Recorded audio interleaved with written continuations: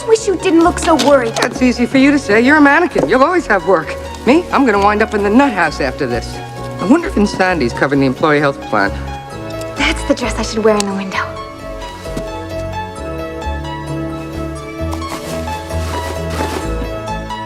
Hey, don't do that.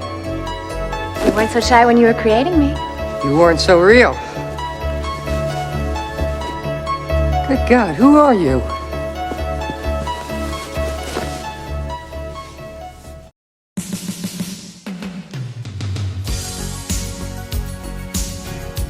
Mannequin is a 1987 comedy romance film directed by Michael Gottlieb that would find box office success and launch an extremely popular hit song.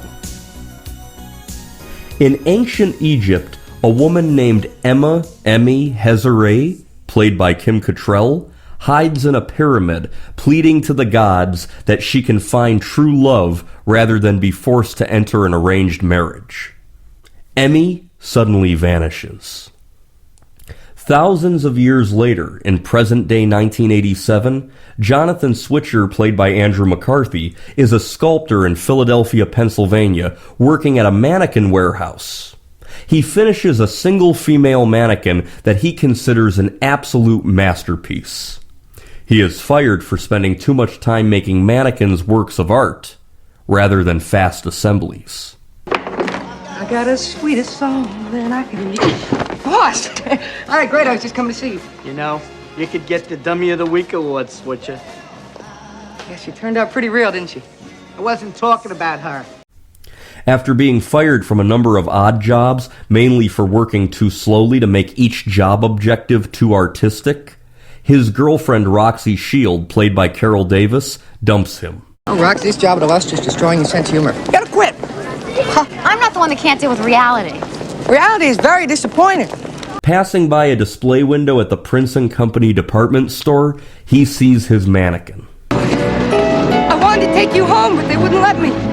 You know, you're the first thing I've created in a really long time that made me feel like an artist.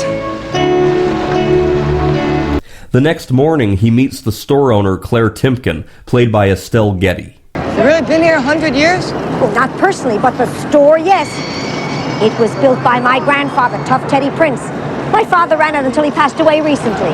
Oh, I'm sorry. Well, he was very old and he died the way he wanted to in women's lingerie. Pardon me? Oh, heart attack while walking through the women's department. Right. After saving her life from a falling sign, she makes it up to Jonathan by hiring him to do window displays. He meets store manager Mr. Richards, played by James Spader, who dislikes Mrs. Timpkin and is secretly working to sabotage the store. Well, Switcher, what kind of work experience have you had? Oh, I've had just about every job there is. Briefly. I'd like to do something creative. Maybe with, say, mannequins. Jonathan also draws the suspicion of security guard Felix Maxwell, played by G.W. Bailey, and his dog, Rambo. Mr. Richards told me all about you. I am Captain Felix Maxwell, Night Security Commander. It is my responsibility to secure the perimeter here at Prince and Company. Jonathan does find a friend in the outgoing window dresser Hollywood Montrose, played by Meshach Taylor. Well, roll over Bill Shakespeare. That is the sweetest sentiment these ears have ever heard. No. I was rehearsing a play. I always find it best not to explain. It adds a certain mystique to one's reputation. No. I'm a regular kind of guy, okay? Don't disappoint me. When you're finished with your conversation, please bring her to window number 3. Sure, you got it. I'm Jonathan Switcher. Hollywood Montrose. While working on a window display late at night, the mannequin he made comes to life with Emmy's spirit. No, you can't beat her. When you were making me, didn't you feel a certain inspiration? Almost like your hands were being moved by a force not of this world. You made this body so that I could come to life. So glad I picked you. Hey, I'm gonna create someone who doesn't like me. So tell me a life story. It seems to have swept my mind. It's a long story. See, I was born in 2514 BC in Edfu, Egypt. I'll be 4,501 next April. I'll bake a cake.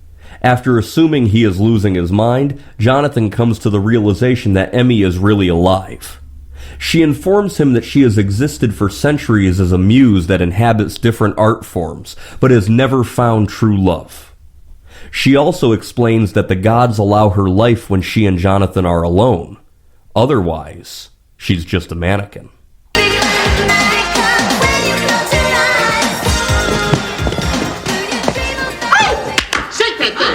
Great, I want you to meet somebody. This is me.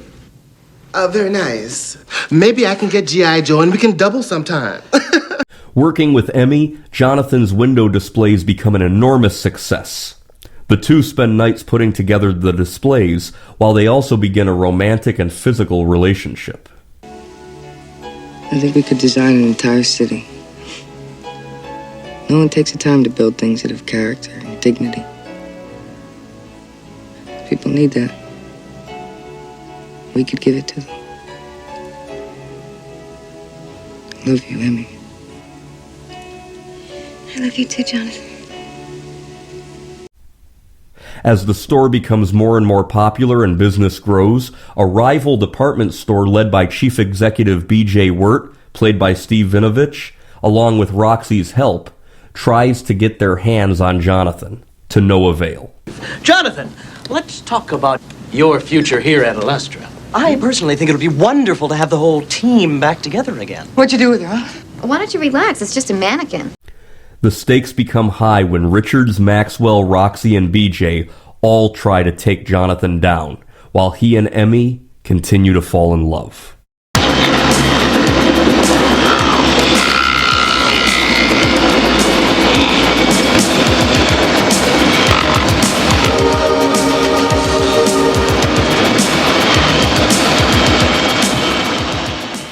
Director Michael Gottlieb got the idea for this film when he was walking by a store window and saw a mannequin move by itself. He realized it was an illusion caused by a combination of lights and shadows, but he then began to wonder what would happen if a mannequin actually came to life. David Isaacs and Ken Levine did an uncredited rewrite of the screenplay. The two were best known as television writers, writing many episodes of hit television shows, including MASH, Cheers, and Frasier. This movie was filmed in Pennsylvania from March to May of 1986. Originally, the lead character was written as an older, lonely storekeeper with Dudley Moore in mind for the role. When Andrew McCarthy came on board, they changed the character so that he was a young artist. Before filming this movie, British-born actress Kim Cattrall spent 6 weeks posing for a Santa Monica sculptor who captured her likeness. 6 mannequins, each with a different expression, were made. She stated that she did a lot of bodybuilding because she wanted to be as streamlined as possible and wanted to match the mannequins as closely as she could. Kim Cattrall said doing this movie made her feel grown up. Kim Cattrall said, "I've always sort of been a tomboy. I feel great being a girl wearing a dress." This comedy movie is a rare Hollywood romance where the lead actress is older than the lead actor. Kim Cattrall was 29 years old during filming, while Andrew McCarthy was only 23 years old. Both Kim Cattrall and G.W. Bailey starred in the 1984 hit film Police Academy. In an interview, Carol Davis said that she didn't enjoy making the film because the filmmakers tried to de-emphasize her looks to make Kim Cattrall appear more attractive. Apparently, scenes were reshot to give Davis baggier clothes and different makeup and hairstyles to accentuate the difference between the two women. Nevertheless, Carol Davis said she was happy with her performance in the movie and loved filming in the city of Philadelphia. This is the second of 3 movies featuring James Spader and Andrew McCarthy. They also starred together in 1986's Pretty in Pink and 1987's Less Than Zero.